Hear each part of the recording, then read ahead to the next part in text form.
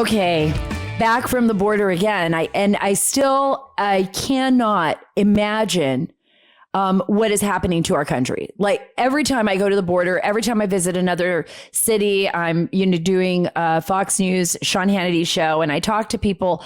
I think to myself, how is this possible in such a short period of time? Since the beginning of the year, since January 20th, you guys all know what I'm talking about. Since Biden has taken office officially. Like, how have we gone downhill so fast? Israel is up in smoke. Literally, there is fissures in the Middle East. We've got hackers taking down our pipelines, ransom being paid to these hackers. We have a border crisis that is swelling to the point of uncontrollable and, families suffering on both sides of the border, whether they're American families and farmers or people in the Midwest or people living along the border, as well as the children being trafficked. It's like non-stop. It feels like non-stop chaos. But guess what? I have hope. And in this podcast, you will hear a glass half full message as well as like horror. Just kidding.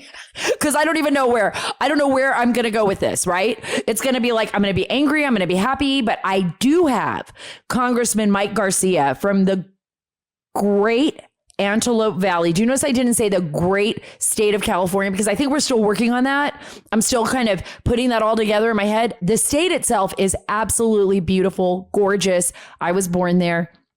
The government of California is a mess, except for Mike Garcia and a few others. And Mike Garcia is awesome. Remember, for all of you that remember, when I went down to California in the Antelope Valley, the huge marijuana grows that have illegal marijuana grows that have popped up all over the valley and being run by cartels from all over the world. It's completely insane. I mean, we get ticketed, right, for having a lemonade stand in front of our house. And these guys are growing billions of dollars in marijuana and nothing's happening to them. Well, I have an update for you, a huge update. I have Congressman Mike Garcia on this show. I'm going to fill you in on my thoughts about Israel, our great ally, Israel.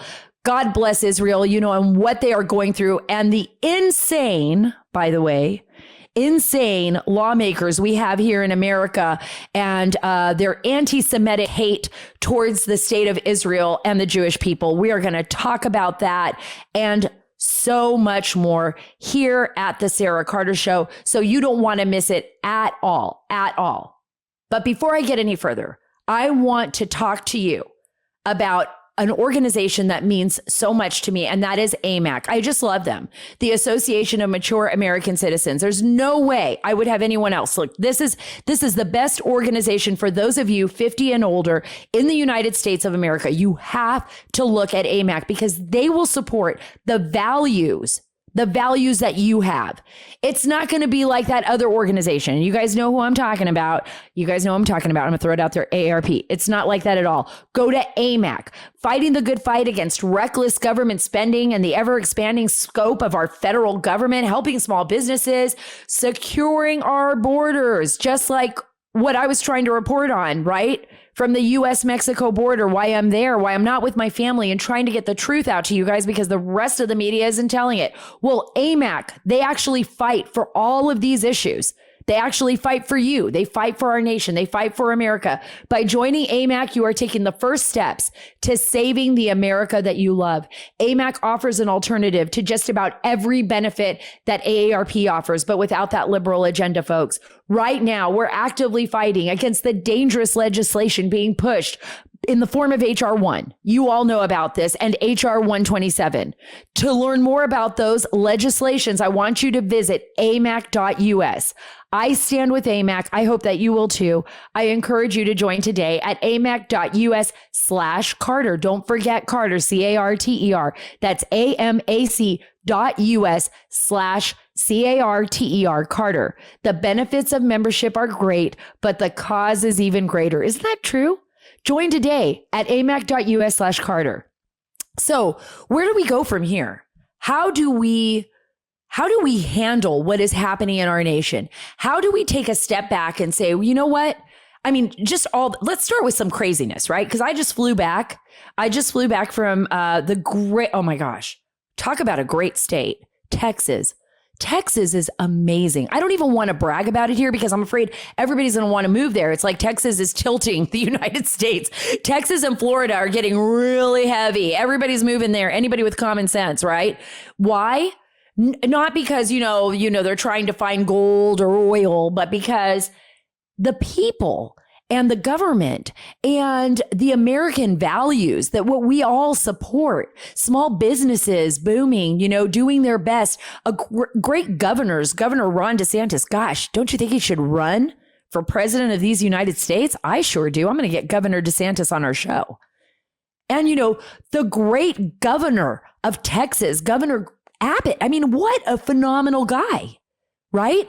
And I'm going to have the AG on our show very soon from the great state of Texas, the Attorney General. I'm going to have him, Paxton, on this show because he is doing a phenomenal job fighting the crazies out there. I mean, there's very few people who are willing to do that and stand up to the federal government. So he's going to be on the show too. But I was flying back. I'm on the plane. I got up at like 4:45. For those of you seeing me on YouTube and saying, wow, Sara looks a little bit for the wear. Well, you know what? I got up at 4:45 this morning in Del Rio to try to get to an airport. I was driving around in circles trying to find Enterprise Rent-A-Car like 5 a.m. I mean, I literally rolled out of bed, just brushed my teeth, couldn't find any coffee, grabbed all my stuff that I had packed the night before and was driving around in circles trying to find the Enterprise Rent-A-Car to drop off my car and then realized, oh, wow, it's right there in the parking area. And I just have to leave my car there. So after doing that and panicking for a second, drop off my car. And remember, this is it, because now we've been told, actually officially by the CDC, so crazy that we don't have to listen to Dr. Fauci's triple mask mandates, that we don't have to be like covering up our entire faces. But remember, it's virtue signaling. So the left is like freaking out about this. There are people on the left that are like, I just want to cover my face. I just want someone to tell me what to do. Just tell me what to do. I'm scared of everything. You tell me I'm scared of it, right? Let me cover my face. So I have this awesome like face mask because it's the great state of Texas, and I have a Big Gov Sucks face mask as well. I just want to throw that out there. But I'm thinking like, oh my God, finally, and I saw, we can take it off. We can go in places.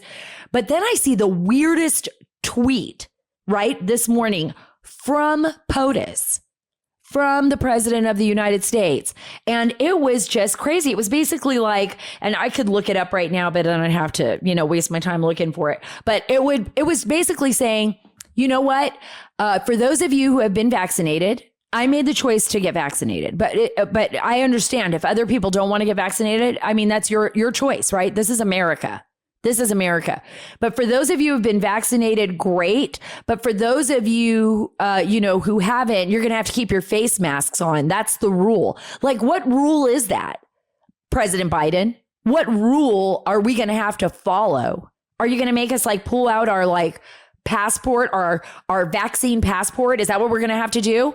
Oh, that would be great because, we're going to have to show our vaccine passport, but we don't need any IDs to go vote. Think about that, folks. Think about that. They're going to violate your rights, HIPAA rights, all your rights. I mean, it's just total insanity. It is not the America. AMAC again, right? It is not the America that I love, the one that my husband fought for, the one that all of our forefathers fought for. The reason why people come here from all over the world, because they are fleeing that crap. They're fleeing that dictatorship, that stuff of, constantly being told how to live their life and taxes through the roof and not being able to build their small business and give a future to their family. That's why people come to America, because of a corrupt judicial system in their own countries, because of corruption, because of bad lawmaking, because of dictatorships, because of war. This is the greatest nation on earth, as long as we don't let it all fall apart, which is why I've got Congressman Mike Garcia here. He's going to give you a lot of hope. He is absolutely incredible. The guy is I tell you this, having to stand up to the California dictators, right? As a congressman, and by the way, in the beautiful Santa Clarita Valley, Santa Clarita, I got to tell you, it's like a dream. I can't even believe it's part of LA County because Santa Clarita, Antelope Valley, it's just gorgeous. It's like these beautiful trees and hill country and just wonderful people, great weather. I don't know. I just really loved being there. So thank you everyone from Santa Clarita. You gave me faith that California could go back to being the California that I remember as a little girl.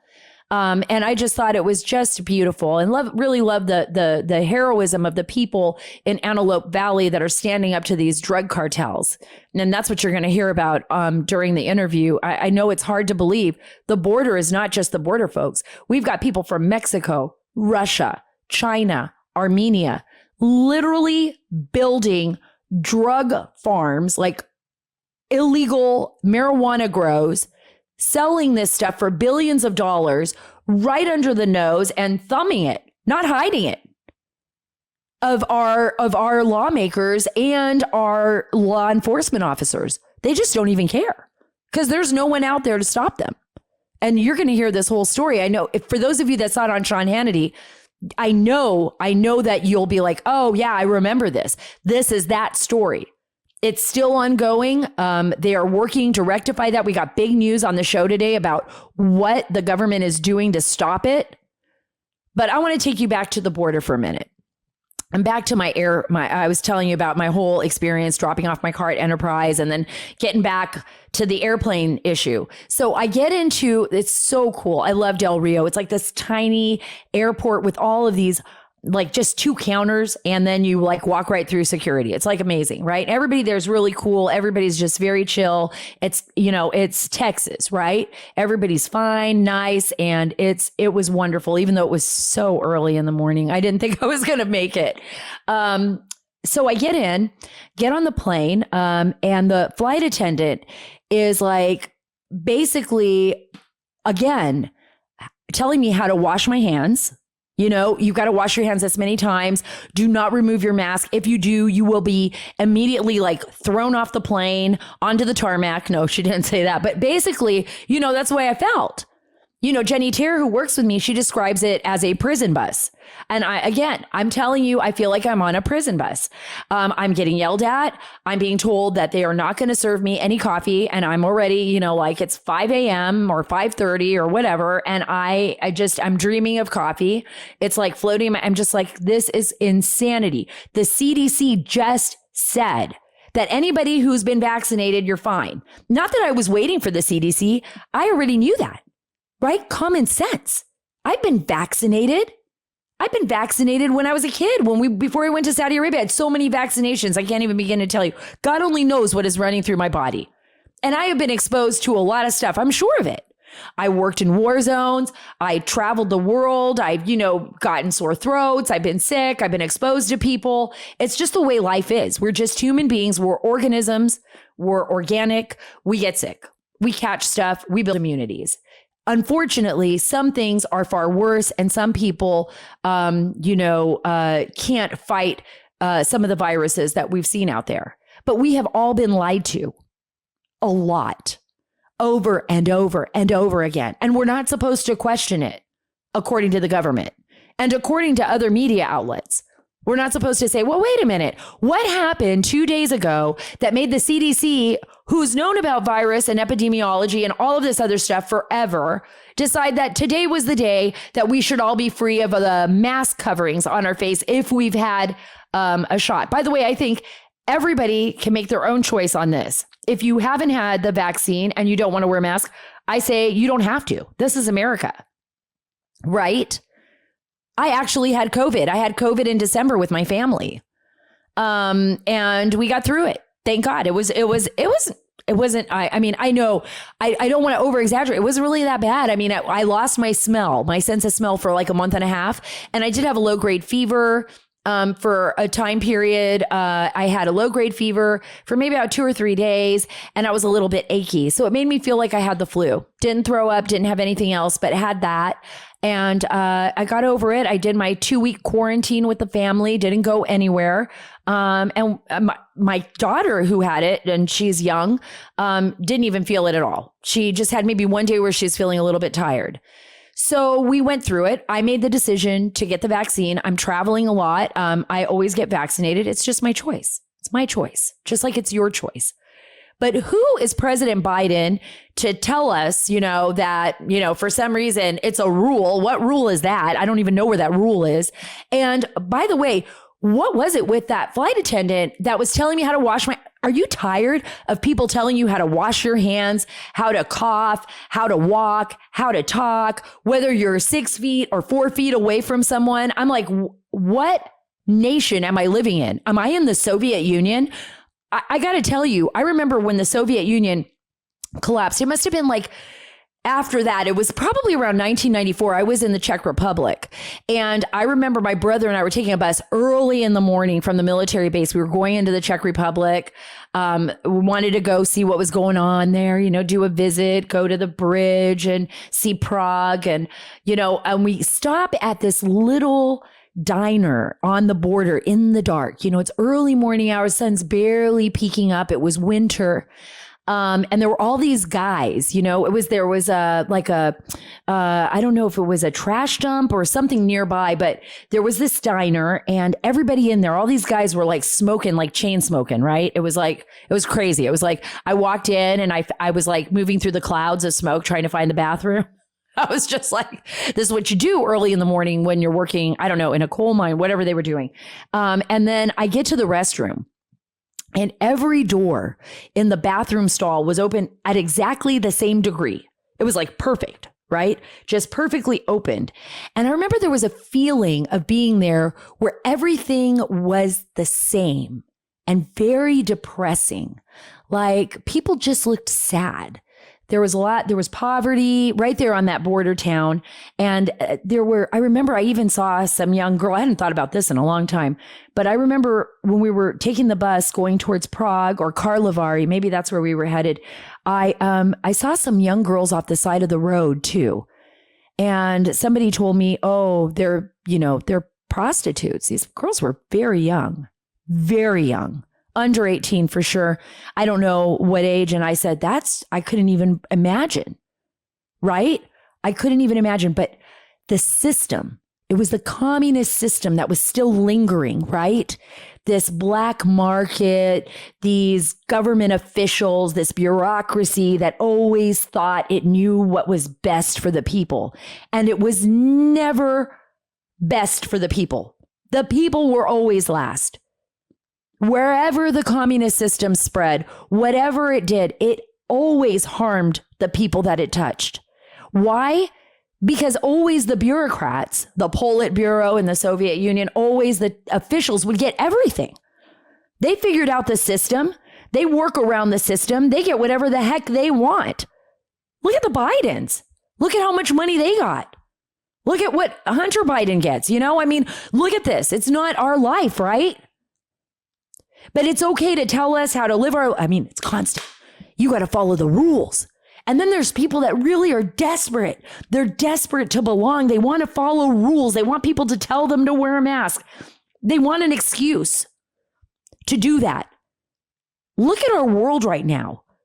We are more unsafe now than we were just several years ago. It's a mess. It's a mess.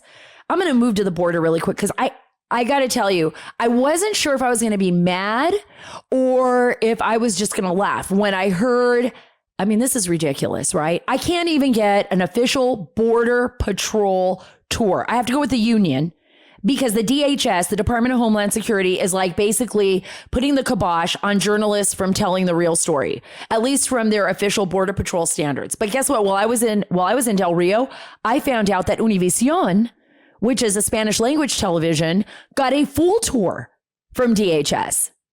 How about that? None of us, Fox News, I don't even think CNN, maybe CNN's friends with Univision, maybe they borrowed their tape, but we didn't get it. We didn't get it. And now we have DHS Secretary Alejandro Mayorkas. By the way, kind of upsetting to me that he is Cuban because I am half Cuban. I just cannot believe this guy. What a jerk. You got to hear this. This is Senator Hawley putting Alejandro Mayorkas on the line. Listen to this. He's a full out liar. Listen to this. we're not telling you not to come, right? You said that. You remember that. I'm sorry, Senator. I apologize. I'm sorry, what? You remember saying, don't do that, we're not telling you not to come. Those are your words that you said in a press conference. You said that, right? I don't recall saying that. I don't believe. You don't recall saying that. That's correct, Senator. I have never said. We'd be happy to refresh your memory for you and some questions for the record. I'm sure that is interesting news, and I'm sure everyone will. The Secretary's just said he doesn't have any memory of making those comments. That's extraordinary. It's extraordinary how easily they forget what they actually said. I mean, and it's a game to them, right? This is a game by the bureaucrats. Let me explain to you what is happening on our border. Children are dying, immigrant children, who are being sent alone, who are being abused by the people that are trafficking them, who are alone, like those children that were found on the farm. I was out there with Katie and Jimmy Hobbs, these amazing Texans. I'm like friends with them. We're like texting each other now because they're the kind of people I want to be friends with. They're the salt of the earth. They don't lie. They don't, disguise who they are. They're not Mayorkas. They're going to tell it like it is. And I'm going to play that clip for you, actually, when Congressman Mike Garcia and I are on together shortly. But these are salt of the earth people. They're not liars. They're not politicians. They find 5 little girls on their abandoned, 11 months old. That's my dog, by the way. She loves to just bark whenever I'm doing a show.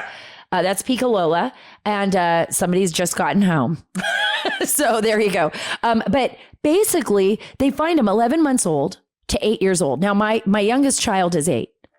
These children were abandoned on their farm. They have an onion and watermelon farm in Texas along the Rio, in Del Rio. And it's gorgeous, but it's dangerous. There are rattlesnakes out there. There are javelinas. There are smugglers. There are drug smugglers.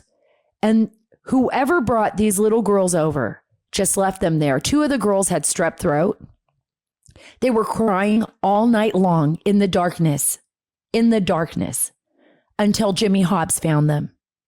I want you to think about that when you look at your children, and think about the policies that people like Biden and Kamala Harris, and that act like they care, that act like they're doing the humanitarian thing. There is nothing humanitarian about what is happening at our border.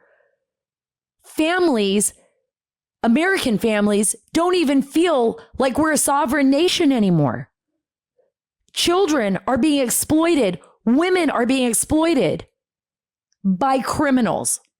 Now listen to Mayorkas, who lied to Senator Hawley. Now listen to what he actually said before that he's lying about. Good morning, Mr. Secretary. I want to start right there.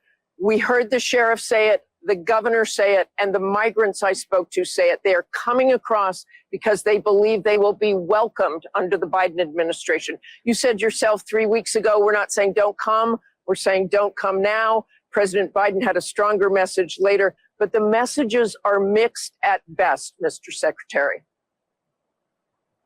Martha, good morning. The message is quite clear. Do not come. The border is closed. The border is secure. Look, they are so full of themselves. They just cannot get their story straight.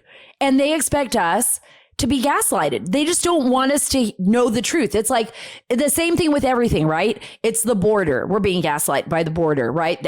What they're doing to us. It's almost like abuse. It's like full on abuse with our masks. We can't even ask a question. Otherwise, we want to kill our grandparents. Literally, like, I've had a vaccination. What are you doing? What are you doing? Are you questioning? Are you questioning the mask mandate? Cover that face of yours. Cover it. Scrub your hands with everything. Go to the bathroom. Learn how to wash your hands. Cough in your elbow. Don't look at me. Stand 6 feet away from me. It's like, holy cow. What is going on here? Guys, we don't have to do that. We have the right to question everything and hold these officials accountable, because guess what? It's our taxpayer dollars that is paying their salary. They work for us. Don't ever let the bureaucracy trick you into believing that you work for them, that they are your bosses. That's like old Soviet style thinking, right? That's like those crazy people in our colleges right now that are trying to brainwash our young, impressionable young people, young adults, into believing that the United States is to blame for everything on the planet. That's communism. That really is. So just don't even listen to it. You all have seen what has happened in our country. I mean, the hacking of the Colonial Pipeline. I mean, hackers are everywhere. And think about it. They hacked into a pipeline. They can hack into your home. They can hack into your internet, into your servers, into your private emails. And guess what? They can hack and steal your home from you right underneath your nose. I've warned you before about home title theft. Can thieves really steal my home's title? Yes, they can.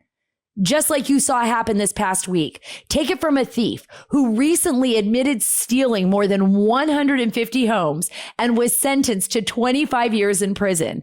This is exactly why you need Home Title Lock. After the thief steals the title, borrows against your home, or sells the property, it's 60 to 90 days before you even figure out you become the victim of home theft. Think about that. You wake up one morning and you realize you don't even own your home. By that point, you're getting foreclosure notices and you realize that you've got several mortgages on your house. Not only that, you don't even own your home anymore. It's not even in your name. So do what I did and protect your home's title with Home Title Lock. Go to HometitleLock.com and register your address to see if you're already a victim. Then sign up for 30 free days of protection during which there won't be any high risk breaches. Again, go to HometitleLock.com and use the promo code radio, RADIO. That's HometitleLock.com, promo code radio. So Mike Garcia, his office reached out to me, the congressman from the state of California, and filled me in on a story that was developing in his district. I have been covering the border. And like I say over and over again, the border is not just the border. It's inside our nation. The line has moved deep within our country. The cartels are moving narcotics, contraband, human trafficking all across our country. People are suffering all across the globe because of terrible policies established by the government, making it seem like it's open season in America. Like you could just come over here and you don't even have to apply. You don't even have to have documents or papers. So people are suffering on both sides of the border. But in California, I was stunned that the cartels were actually just operating right there out in the open with these highly sophisticated illegal marijuana grows and making billions of dollars. Congressman Mike Garcia is fighting that. He is fighting that like he did when he was in the military, like he did when he went to Annapolis Naval Academy. And by the way, he is also an F-18 Super Hornet strike fighter pilot from the Navy. I mean, think about that. What a resume, right? I mean, this is somebody who really knows how to take the fight to Washington, D.C. And I'm so grateful that he's on the show today. First, thank you so much, Congressman Garcia, for being on the show, the Sarah Carter Show. We haven't seen each other in a little over a week. But I got to tell you, my experience on the ground with you in Antelope Valley was so stunning and eye-opening. I described it for everyone at the opening of the show, but I'd like you to talk a little bit about, and I don't know, Rich, if you're there, if you can hear me, if we could play some of this video as we open up, what your constituents are dealing with is absolutely stunning. Yeah, stunning in a bad way, heartbreaking. To see our, beautiful bucolic suburb of northern LA County just being pillaged the way it is with these illegal marijuana grows. This is a state where growing marijuana is legal under the right regulations. And these are massive transcontinental criminal organizations that are not only paying it, but also subsidizing with illegal immigrants and indentured servant the operations of these grows as well. And it's just on such a massive scale. I don't think you can really appreciate it. Even just seeing these videos, you don't realize how much acreage it's probably over 1,000 square miles of the Antelope Valley and the surrounding areas are actually being victimized right now with these illegal grows. It's pretty hard. It is heartbreaking. I got to tell you, Congressman, that when I first heard the story and when I was first contacted by the great people that work in your office, I'm always throwing them a bone. I'm always saying they're just so great. You have such a great team that works with you. Absolutely. Yeah, they're fantastic. And they've been really focused on getting the truth out to the American people like you. And first and foremost, protecting your constituents from what's happening there. But I got to tell you, when I first heard about it, I was like, this can't be real. Right. It just can't be these massive marijuana grows run by Russian mobs, Mexican cartels, Armenian gangs, Chinese triads, and the list goes on and on. We don't even understand the complexity of this. I mean, you talked about, the indentured servants. Let's just start with that because we are in the middle of a crisis right now on the U.S.-Mexico border, something we've never seen before. I've been back and forth on the border. Part of the reason I went to your area, to Antelope Valley, to cover this story is because I believe it's part of this massive crisis that's spilling into our country. That's right. I want you to hear this clip. I think I was just so taken back when I was in Texas and how, right now farmers and ranchers are saying they don't feel like it's a sovereign nation anymore. And they're so worried about the people that are being trafficked into this country. And just listen to this. There were 5 young children found here on your property. I mean, so what is it that you're dealing with consistently? We're dealing with that all the time, but this is the first time we've actually found the little babies by themselves. Describe to me the day that you all found them. I had one guy working in this area, and I thought I'll go check on him. About 8:30, I came the way we came in right there, and just happened to look over, and there they were. And they had been there since the afternoon before, so they had been there all night. So they were out here all night alone. No food, no water, no supervision or anything. What would your message be to President Biden and to his administration about how serious the situation is here? Well, he needs to shut it down. I mean, it's just going to get worse and worse. I mean, there's no end to it. There's not going to be. Yeah.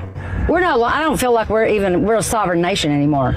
We don't have a border down here in the South. There is no border. What do you think he needs to do? Shut it down. Stop it. Go back to at least like Trump had it. Was working pretty good. Yeah. And what is your worst fear if he doesn't? It's going to get bad this summer. We're going to find them dead around here instead. Luckily, I found those alive. I mean, there is that So sense sad. of it is, because you see a child, baby, 11 months old. The oldest of the group apparently was 8 years old. All the children were crying. 2 of the kids had strep throat. They had been completely abandoned by adults in an area, by the way, I don't think people understand, the Rio Grande Valley. It's not only is it extraordinarily hot as this time of the year approaches, but there's javelinas, there's rattlesnakes. The river was right near them. They could have tumbled down the mud slide area into the river. Just the fact that they survived was incredible. But taking it from the border and going all the way into California and seeing how the two connect. I mean, do you feel the same way as this family, these farmers, these ranchers? Like, there's no border anymore. No, and it's not. I mean, it's not localized. Like those folks said, down here in the South, it's really not localized along the border anymore. And first of all, Sarah, can I just give you credit? I know you don't make these stories about you at all, but very few people can actually elicit the emotional and ground truth responses that you do in these stories. And I saw it firsthand with our visit, but what you're doing for the country is very important. It is putting not just a bright, shiny light, but it's conveying it in a way that makes it so that everyone knows this isn't a political thing. This isn't a left versus right thing. This is truly about doing what's right for the country. And I think what you're seeing in our district, this area that you and I toured is about 200 miles north of the border, right? So in the grand scheme of things, that's pretty close to 20% of the height of our nation in terms of length between, the southern border and the northern border. So this problem is manifesting in the form of illegal grows, natural resources being stolen, citizens being threatened. But we've also found, 10 dead bodies of these illegal immigrants who are indentured servants working there, right? They have no one to report to. They have no one to, express grievances to. They have no top coverage, and it's a humanitarian crisis, not only at the southern border, but also 200 miles inland. And we're seeing that much further north than where we are as well. So this isn't just a border issue anymore. This is affecting the entire country. This cash, the grows that we saw, I think we did the math, and it's going to be about $10 to $15 billion of revenue being harvested out of our ground for nothing, for no cost at all, basically. And it's not staying here in the United States. It's going overseas. It's funding foreign operations, and it's actually self-perpetuating the illegal immigration problem that we're seeing in many ways. So, and also, I've got to say, you're absolutely right. This is a humanitarian crisis. And by the way, thank you so much for saying that. To me, it's so important to tell these stories and to let people speak for themselves, because the truth is the truth. There's just no way to take that away, regardless of who's in power. The truth is always going to be the truth. And we saw the struggle for the farmers in the Antelope Valley. We're seeing the struggle for the farmers and the residents along the U.S. border. But more importantly, I want all of you out there to really hear what the congressman is saying about the people that are indentured servants.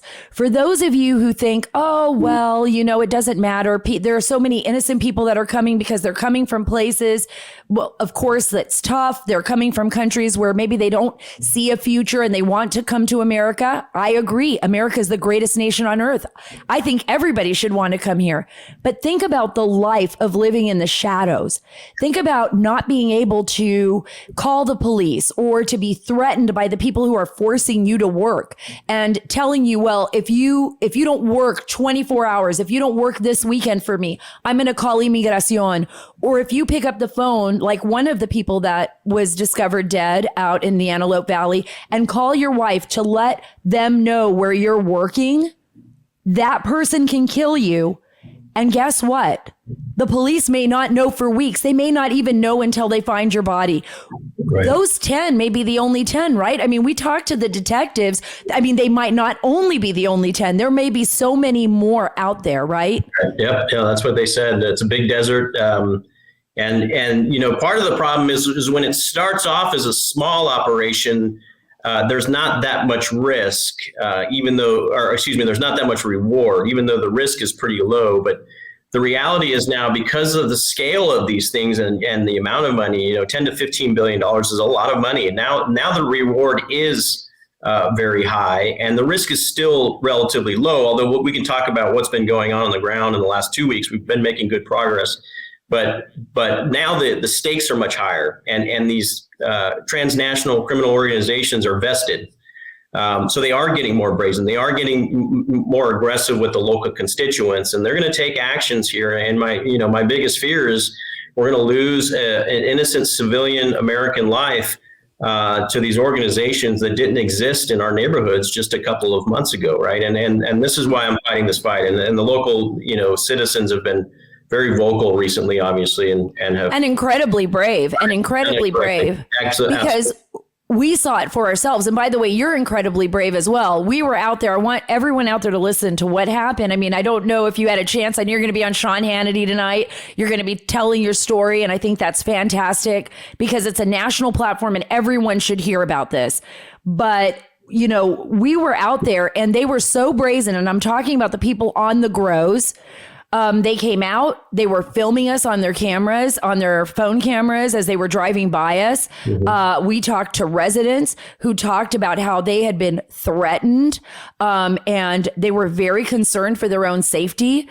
You are one of the very few congressional members that I know that would actually stand up to these folks the way that you did. I mean, I give you kudos to that. I came home, I was telling my husband, you know, he's a military guy. And I'm going to get into that with you because you're Air Force and I want to talk to you. I mean, this is incredible. I should have known about you. We should have been friends years ago. Yes, we should have been. But he's just a brave congressional leader, taking charge, helping his constituents.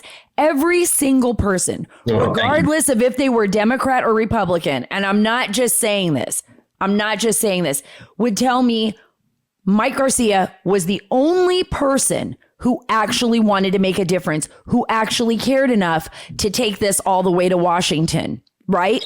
Yeah. So two questions. Go ahead.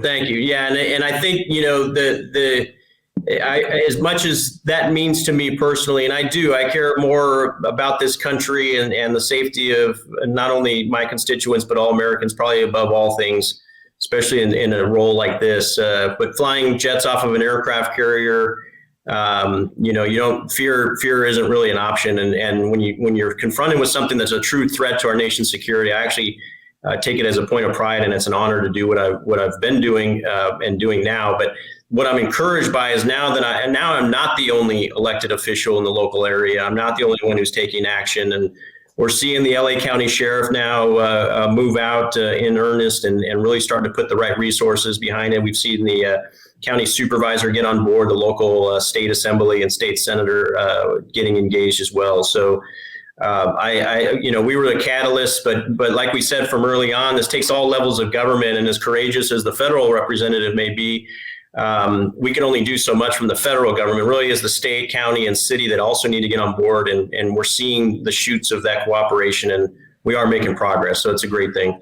I think that is a great thing. Before I get to your time in the military, because I want people to hear about you, the man, you know, not just the issue, but I think it's good for people to get to know you the way I did. But one of the things that you brought up was the amount of money that was being made off of these grows. Mm-hmm. And I want you all out there to kind of imagine this. It's kind of like, you know, the idea of Breaking Bad, the show Breaking Bad, right? Like out there, you don't know who's running these operations. It could be anyone. But with an international twist. So if you have billions of dollars being laundered overseas, this isn't about just smoking some pot, guys. This is about money going overseas and drugs moving up our corridor to the East Coast, and people actually using that financing, those billions of dollars, to possibly pay for weapons, for war, for God only knows what, for fentanyl operation overseas. Who knows? We don't have anyone tracking this. Well, maybe we do, but as far as I knew, I only know that there's so much, especially since they defunded the police departments. Federal government isn't paying as much attention to this. So this isn't just about growing some pot. These are massive operations that are funding the deaths, I believe, of people overseas and possibly in the United States. I mean, am I wrong? No, you're spot on. We talked about the number 10 to $15 billion. I think that's a conservative estimate. When you look at the grand scheme of things, that's about 2% of our own nation's DOD budget on an annual basis, 2% coming out of just marijuana grows in one valley in one state of the nation. So that magnitude of money leaving our shores, it's not just that we're missing out on the tax revenue. It's that these funds are going to bad places with bad intentions, with folks with bad intentions. So it's a massive scale. And this is, again, going back to the whole of government approach I was talking about. From a federal level, I desperately need this attorney general to start paying more attention. I had a committee hearing with him last week, and I asked him to come support us, come look at it. He was going to reach out to the DEA director, which is great. That's a good start, and I think we're going to make progress with the DEA. But the reality is this is an ATF thing. This is an FBI thing. They need to follow the money and figure out who's paying for all of this, not just to eradicate this in our neighborhood, but to chase the money flow and actually do something meaningful at a higher level in the interest of our nation's security. If it's marijuana growth, it's something else tomorrow, and meth and opioids, et cetera. Oh, absolutely. I mean, did Attorney General Merrick Garland say that he was going to do it? I mean, I kind of remember that he did commit to looking into this, right? It was a soft commitment, and it wasn't a no, where he's going to talk to the DEA to make sure that everything I was saying corroborates, and I'm sure he'll get the same response from him that we're telling him. So I'm not too worried about that. I just really want to make sure that when they commit, that actually turns into something meaningful from a funding perspective. And from a policy perspective, the local sheriffs can only charge about $19,000 a year to the federal pocket of money that's paying for overtime for marijuana eradication. Explain how that works so people understand that, because I don't think for everyone to understand that you all have a certain pocket, right, in each community that police officers can use for funding. I mean, and that the sheriffs can use for funding. Mm-hmm. When you borrow money, you're saying from the DEA, right, from funding that extends that. Explain what happens and how that works, or how it doesn't work. It's extremely constrained right now in LA. LA County got defunded by, I think, about $111 million. They got some of that back. So they are relying on the federal government for some of these emergency task force operations. And the federal government has a bucket of money available to all states where local law enforcement officers can charge to a DEA budget for overtime for task force in an effort of eradicating illegal marijuana grows. So that's a good thing. That means the functionality of the funding is already there. We have the infrastructure in place to support local law enforcement. The problem is that one of the stipulations of this money is that they can only charge $19,000 a year, which is really only a few months of overtime for local sheriffs, right? So what was happening is these pots of money would dry up after 6 or 7 months into the year, and marijuana grows year round, and it only takes 90 days for a plant to be done. And if you don't have the enforcement side of this, you're effectively, any progress you make during 6 months is lost in the following 6 months if you don't have a full-time task force. So that's what was happening, right? And that's what was happening. So we'd see it everywhere. Weren't they also shortening the marijuana grow so that it was like they were giving it a half-life? So it's like, this is incredible. These guys are like, working and creating hybrids out there. And so now it's like marijuana grows in half the time out there or something to that effect. Yeah, so that's exactly right. There's two things that they're doing. One is they're genetically modifying and evolving the plants so that they blossom earlier. And then when they blossom, that's when they're actually producing the THC and the drug that is sold. And by the way, this also goes into CBD oils, right? It's not just the traditional marijuana use. The other thing that they're doing is they're literally planting these plants in solo cups and small pots indoors or in trailers under powerful lighting. So it's out of sight, and they transplant it at about the 30-day mark. So it's actually in the soil for only about 60 days at that point. And you can do 4 or 5 crops a year. And if you remember, they were saying each plant is worth about $1,500.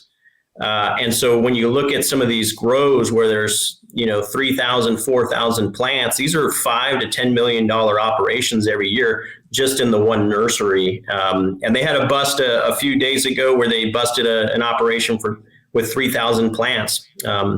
And if I do the math, I think that's around $5.5 million of marijuana that was destroyed. So, and that's where we've got to get them. We've got to not only remove. So something is happening though. Something is happening. Yeah, the sheriff's taking the case, and he and I are going to continue to coordinate, make sure that we don't cavitate the process here. We've got to keep the revenue source coming in. We've got to keep the urgency there. Get the law enforcement fired up to join these task force and keep the pressure on. Otherwise, the problem will just come back and regenerate. Let's talk a little bit about you and your life. I think it's so fascinating, and people don't really get a chance to hear that. I know you probably didn't have all the time in the world to talk to Sean about everything, but I hope to get a little bit of more time from you to talk about you're a first generation American citizen, right? That's right. Which is awesome. Tell me a little bit about your family. Yeah, so my dad's from Sonora, Mexico. He immigrated here when he was 9 years old. My grandfather moved the entire family out to Fillmore, right there just west of my district right now. And my grandfather was in construction, started a construction firm, and it was really the American dream, right? The American success story started with very little moved to the country and worked his way up through hard work, literally manual labor, created a thriving business. And my mother, German Irish, and we grew up lower middle class, just humble beginnings. And my stepfather was an LAPD officer and a Vietnam vet, so I was raised with an appreciation of service to country, service to the community, and especially to our Vietnam vets who frankly were treated like crap on the heels of the returning to the country. And so, I grew up wanting to fly fighter jets for a living. And when I was 7 years old, I took a tour of the USS Ranger aircraft carrier and just fell in love with the idea of naval aviation. And then the movie Top Gun came out when I was 10 years old. So by then I was sold on the whole program. That's awesome. So when you were 7, that was it. That was what you wanted to do. Yeah. I mean, and it's like, someone saying, I want to be a Major League Baseball player. People look at you like, that's great, kid, but what's your plan B? And I just never lost sight of that focus. And I wanted to get into the Naval Academy, and I worked hard to get into the Naval Academy in Annapolis. Graduated towards the top of my class there, was able, before going to flight school, I was able to go to Georgetown for a graduate program and received a master's degree in national security studies. And then went through flight school, and it turned out I had never actually flown a plane in my entire life, if you can believe it. I just knew I wanted to fly. Well, yeah, it's like me, right? I didn't grow up in a wealthy family. When are we going to have a chance to fly our own planes, right? Right, exactly, yeah. Maybe I'll jump into the pilot seat, when I'm on Southwest. I don't think we can do that anymore, but. Well, we can do it once, I'm sure. But, yeah, right. So, yeah. But it turns out I had just a natural knack for flying, and I was blessed to be able to fly the F-18 Super Hornet, which is actually right here behind me on the painting there. But I know I was looking at. Are you actually up in that flight, or is that just one that you got, or is no? That's a stock photo. Okay. I got plenty of good videos and photos we can share. But so carrier based, I was able to serve the nation during the first 8 months of Operation Iraqi Freedom in 2003 off the USS Nimitz. We'd fly 8-hour combat missions, 6 to 8 hours on every day, pretty much, and we were just supporting young Marines, young Army soldiers. Folks like your husband on the ground who are doing their God's work down on the ground and seeing terrible conditions. And we provided top cover, and we were hunting at the time Saddam Hussein, and they found him shortly after we left the theater. But absolutely the best job in the world. Got to see and do things that most human beings can't even imagine. And for me, just being able to serve the nation in that capacity was a tremendous honor. And ended up staying in for about 12, 14 years or so. And then I rotated out to an aerospace company called Raytheon.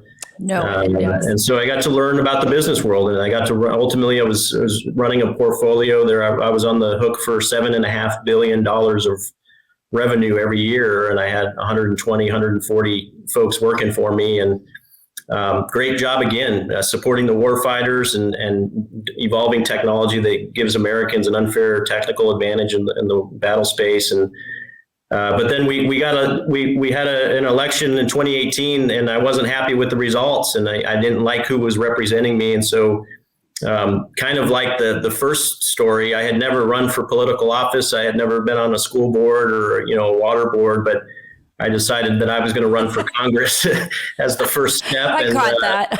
Yeah. And it, as wild as it was and all the drama and theatrics, God was on our side. And frankly, the constituents in California's 25th district were paying attention and really appreciated the values, the message. And I'm blessed again to be able to serve in Congress and represent 750,000.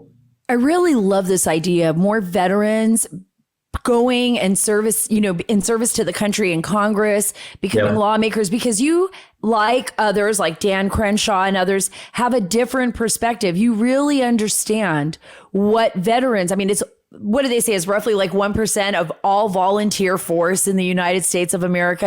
Right. These are people that, like you, willing to sacrifice and stand up and fight for your country and give of yourselves.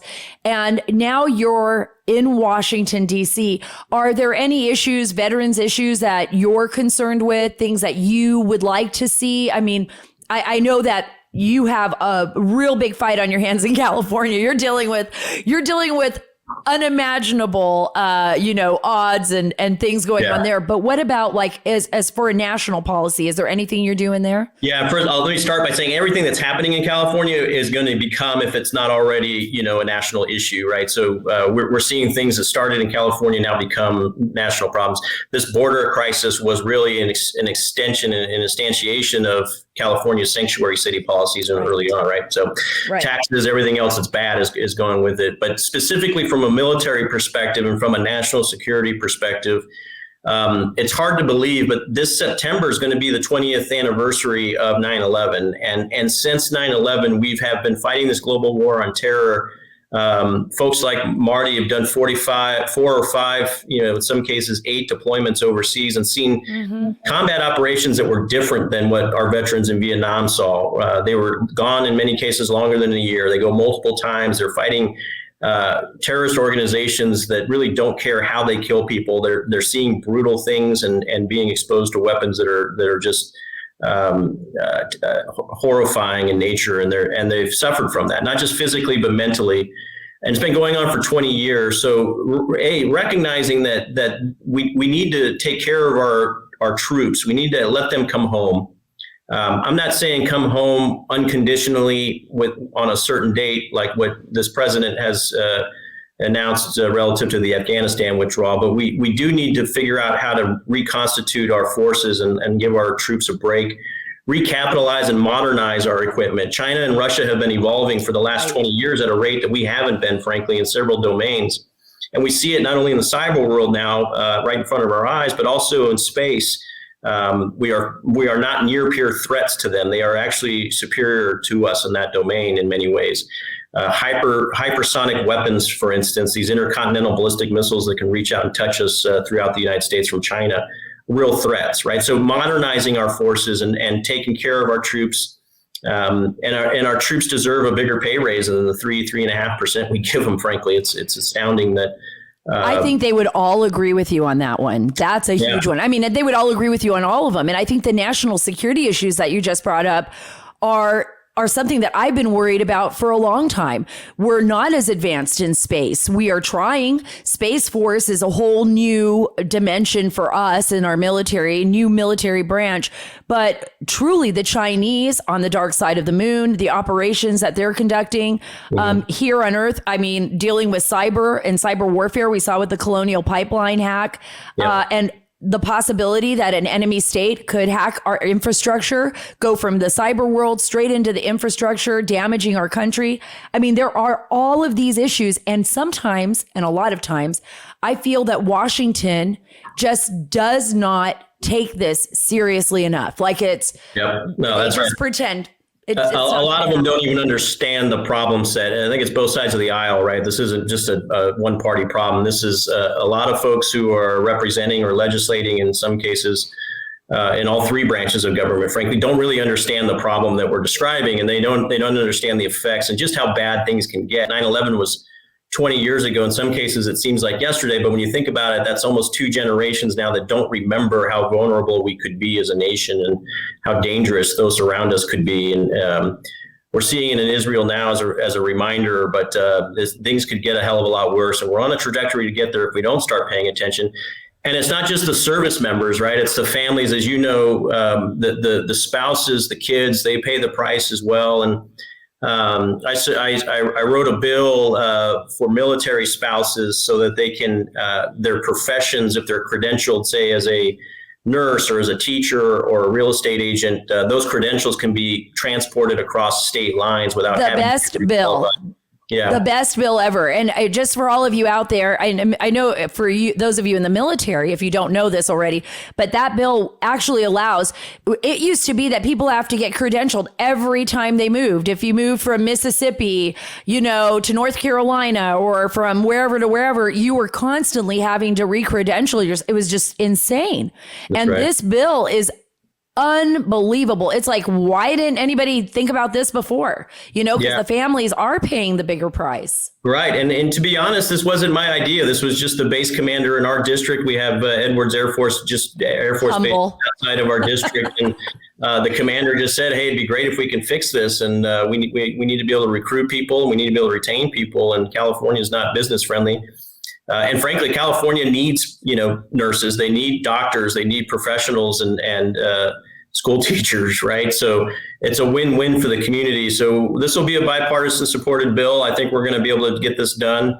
And it'll make a meaningful change. But nowadays, it's not good enough just to fly to recruit military folks, right? It's not good enough just to work for Space Force. The spouse, the entire family needs to be on board. And if we don't do that on the heels of 20 years of these conflicts, we're going to find ourselves in a position where we're not able to recruit talent and patriots.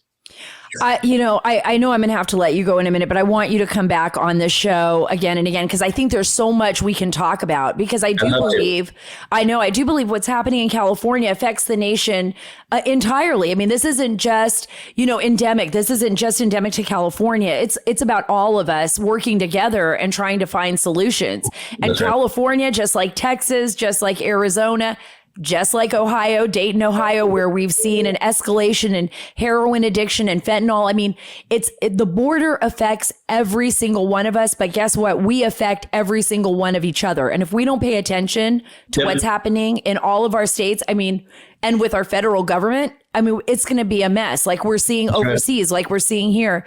What would your message be to President Biden? I ask everyone this question because I think right now we need to get a message up to the White House, because nobody is talking. We haven't seen Kamala Harris come down to the border, the Vice President, Madame Vice President Kamala Harris. I will say that with respect. Number two. Number two. And President Biden and others. What is the message to them about what is happening in our country and where we need to be focused? They've got to take their political hats off and start actually doing their jobs. Many Americans have forgotten that the president and that is actually also the commander in chief and ultimately the number one responsible for our nation's security. And these things that we're seeing right now are not coincidences. We're 110, 120 days into his administration. We have $30 trillion worth of debt. That's a national security crisis. We are seeing these porous borders result in the highest number of illegals invading our nation in the history of our country. 174,000, I think, came across the border last month. We're seeing multiple world leaders from peer threats, not near peer threats in the form of Russia and China, testing our resolve, threatening our allies. We're now seeing a powder keg in the Middle East in the form of Hamas attacking our number one critical ally, Israel. With no real response from the United States. We're pulling troops out of theaters of operation that we shouldn't be pulling unconditionally out of with a prescribed date.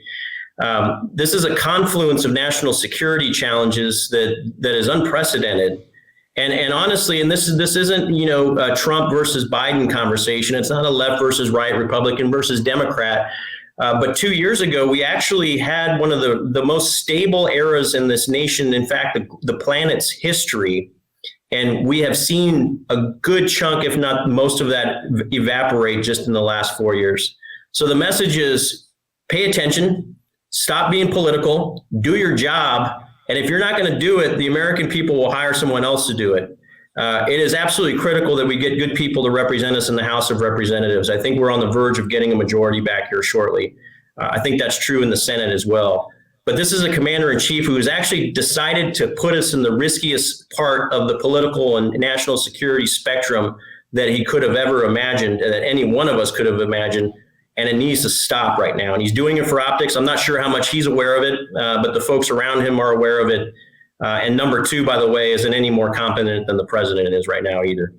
I couldn't agree with you more. And it's quite a frightening prospect if they don't pay attention to it and if they don't get that political hat off and start doing their job, because this is not really a game. It's not really a game. It's an issue that will affect all of us. These issues, foreign policy issues, what's happening to our great ally Israel right now, it's going to affect every single one of us.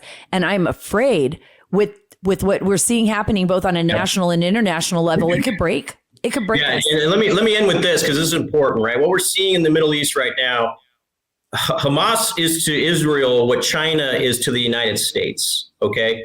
Israel has the firepower and the allies to take care of Hamas. I worry about the magazine depth and how long they can sustain and feed the Iron Dome to support and defend themselves. The United States, relative to China, we have the technology and the capacity to defend ourselves against. But again, in that case, China has been investing in capacity. They've been investing in modernizing. And so we do have a challenge over a long period of time of defending ourselves against this Chinese threat.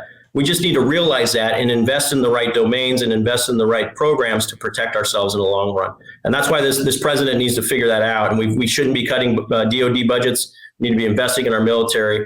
The other thing I'll say, Sarah, before we end is this isn't all doom and gloom. The fact that we have California as a blueprint actually should give us a lot of hope. We've seen the before and after pictures already. We've seen where all these policies in California, whether it's our election processes, high taxes, sanctuary cities, bills like AB 5 that kill independent contractors, our infrastructure is terrible.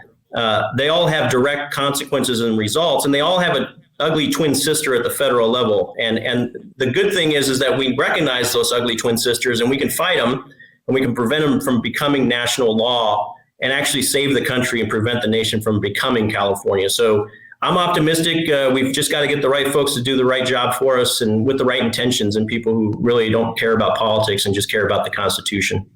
Well, I'm a glass half full kind of girl, and I believe you. And I say, get those nasty twin sisters out of Washington, D.C. And I think that's what the American people are going to do. I think come election, you're going to see a change in this country, because as much as people can be negative, I actually believe in the American people, whether they're Democrat, Independent, or Republican. When people start to see the reality of what's happening on the ground, what could happen to their families and to their children, I believe they're going to do the right thing and vote the right people in office, no matter what political party they opine for, right? Exactly. This is about our country, and this is about saving our nation. And there is no one better to do it than you, Congressman. I hope every other congressman listens to this and takes charge like you, not only protecting your constituents and fighting the good fight, but doing it for your country. And I'm really grateful to know you. I want you back on the show.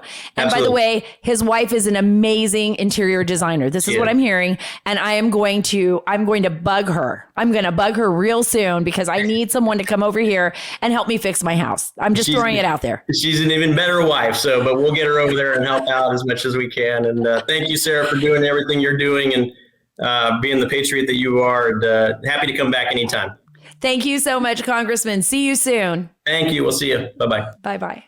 Like Congressman Garcia said, we are at a time that's very critical in our nation. In fact, we're at a critical time around the world. We can see what's happening in Israel, the escalation of violence that I never believed I would have seen under President Trump. And I'm not saying this because of President Trump versus Biden, but maybe it is, because President Trump's policy with Israel was to treat Israel as they are, a true ally of the United States of America, and not step back and just allow the Middle East and our Israeli ally to face the wrath of their enemies that are around them. And it's horrible. It's something that we should all be concerned about. Israel is our only true ally in the Middle East. And we see the rise of anti-Semitism in the United States. You know that my foundation, the Dark Wire and Investigation Foundation, is fighting that. We're fighting hate. We're fighting anti-Semitism, but it deals with Israel. I want you to listen to Rashida Tlaib, congressional member Rashida Tlaib, her, Ilhan Omar, and the others. And by the way, the Biden administration are not friends of Israel. They are not friends of Israel at all. I want you to hear Rashida Tlaib. And by the way, put something in your ears, because she is screaming like a banshee, and it gave me the worst headache the first time I heard this. But listen. Our freedom is interconnected with Black, brown, Indigenous. It is connected. What they are doing to the Palestinian people is what they continue to do to our Black brothers and sisters here, to the immigrant community here. And enough. So I want you to know this. As you are marching for freedom of Palestine, please know that you must be marching for everybody's freedom. It is all please spread the truth. Thank you so much. Thank you. Thank you. Salam. It's all lies. I want you to tell you. Remember the Benjamins, baby? Wasn't that what Ilhan Omar said? You know, this is anti-Semitism wrapped up in this disguise as like, we're against Israel. Look at what's happened to Israel. Hamas and Hezbollah, I believe terrorist organizations, full terrorist organizations, just bombarding Israel. Israel having to use its Iron Dome to protect itself. And you know what Hamas and Hezbollah do? They basically put children and women and whoever, or they put the missiles and they put all of their weapons in schools and then go, hey, Israel, what are you going to do about that? They use women and children as human shields. So when Israel retaliates and then there's a death, it's all crocodile tears. I feel terrible for the children and for the Israeli people, for the Palestinian children, for whoever. I feel terrible for anybody that loses their life in a war or in this hate that has been brewing for however thousands of years. But let me tell you this. The Israeli people have a right to defend themselves. They have a right to protect their families and their children. They have a right to not be attacked by their enemies, and they have a right to exist. End of story. Sorry if you don't want Israel to exist. Sorry if you're anti-Semitic. By the way, for all of you out there, when Jenny Taylor wrote these stories, a very proud and I think one of the greatest people I've ever worked with, Jenny works with me. I don't even say she works for me. I say she works with me. Jenny Taylor is amazing. She's always on the ball, getting stories out, working 24/7. And she's very proud to be Jewish. And when she put out those tweets, and there were people out there that threatened her life on Twitter, threatened to poison her, asked her how Jewish she was, I was disgusted. You do that. I am reporting you. You threaten someone's life, someone who works for me, and I will report you over and over and over again. And you know what, FBI, you better be doing your job. That is a direct threat. That is a direct threat.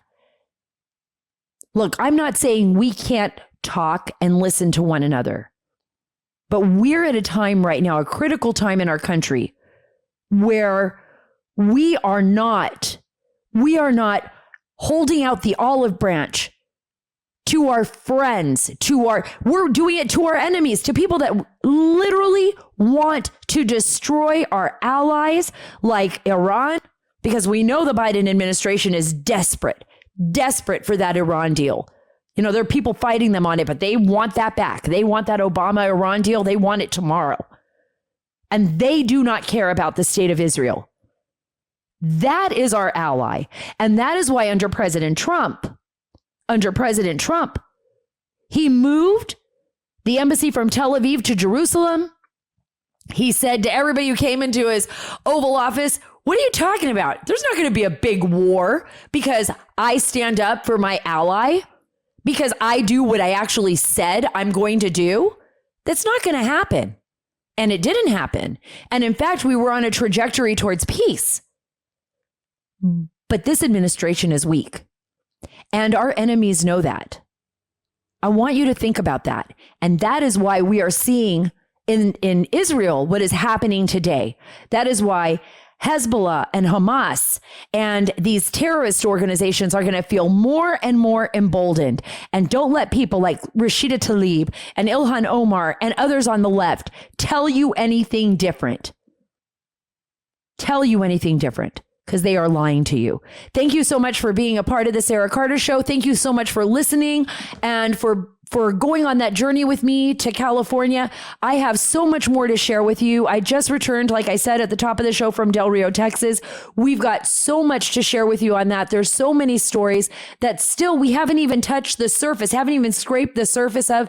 Remember, here at the Sara Carter Show, we are taking the story back. I want you to go to my website, saracarter.com. Go to Sara A, don't forget the A, Carter.com. And I want you to sign up for my email list. This way I can reach you no matter what. I got to tell you, they will shadow ban. They will shadow ban my stories on Facebook, on Twitter, and you won't see them. But if you've got the email and you're on the email list, I can get you those stories directly. They'll come right to your home. They won't be able to stop it. You will take you directly to my website and you'll see that. And remember, please subscribe to this podcast. If you love it, leave us a review. Let us know what you're thinking. Let us know what stories you'd like us to cover. You can come see the videos on Rumble, although today I'm looking kind of worse for wear. Go to Rumble, go to YouTube. You can see everything there. And again, thank you for being a part of my life. Thank you for making this show such a success. Remember, here at the Sara Carter Show, we are taking the story back.